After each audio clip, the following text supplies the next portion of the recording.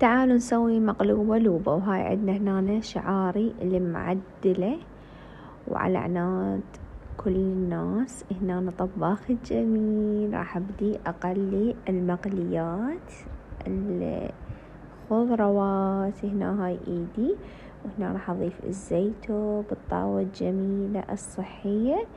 وهنا الاجواء جميلة جدا والله. هنا عندنا مثل ما تشوفون خلينا الزيتون. هنا ليش مخليه الموز بهاي الطريقة؟ حتى ما يحس بالغربة وما يخرب، احسسه انه هو بعده بالمحل.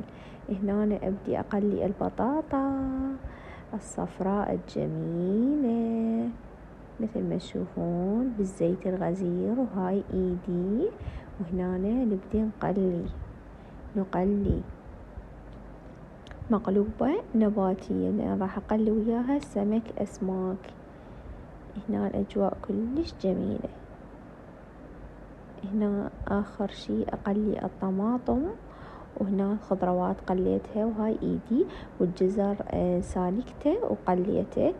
والأجواء كلش جميلة. نرجع الموز حتى لا يحس بالغربة مثل ما فهمتكم، حتى يبقى يعني زين. هنا عندنا السمك قليته. هنا نتأكد من السمكة استوت أو لا.